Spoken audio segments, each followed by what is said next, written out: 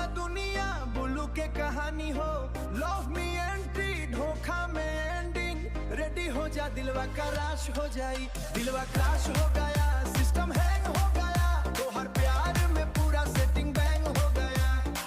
Online रहनी तू offline हो गया, इलू लासी ने देखी दिलवा रंग हो गया, दिलवा क्रैश हो गया, क्रैश हो गया, हाँ दिलवा क्रैश हो गया, क्रैश हो गया। मीठ बात करके दिलवा जीत लेलू, प्यार के गेम में चीट कर देलू, सच्चा फीलिंग के तू मीम बना देलू, हंसी के पीछे सब सीन छुपा देलू। हम तो सीरियस तू टाइम पास निकली, हम तो सीरियस तू टाइम पास निकली, दिल के जगह पे दिमाग से खेली, सपना बना के फिर तोड़ गईलू,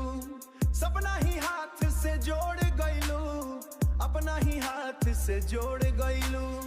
का सोचली हम टूट जाएब, नारे पगली अब रूठ जाएब, गुस्सा के आग में जाली कहानी, अब ना पानी तो हर दीवानी, दिलवा क्रैश हो गया, सिस्टम हैंग हो गया, तो हर नाम सुन के हार्ट ब्लास्ट हो गया, दिलवा क्रैश क्रैश क्रैश हो गया। Najib रात भर चैट दिन भर कॉल रोल,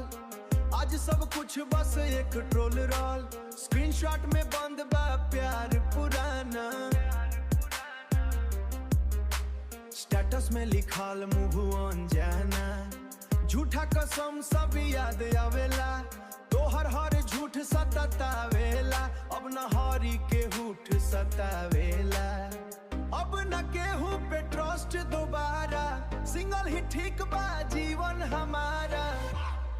दिलवा क्रैश हो गया, सिस्टम हैंग हो गया, सिस्टम हैंग हो गया, तो हर प्यार में पूरा सेटिंग बैंग हो गया, दिलवा क्रैश हो गया, क्रैश हो गया, हाँ दिलवा क्रैश हो गया, क्रैश हो गया। ऑनलाइन रहनी तू ऑफलाइन हो गया, इलू लासी ने देखी दिलवा रंग हो गया,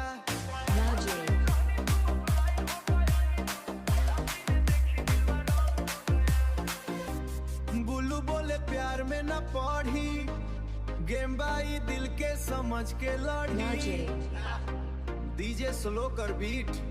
दिलवा अभी रिकवर न भइल।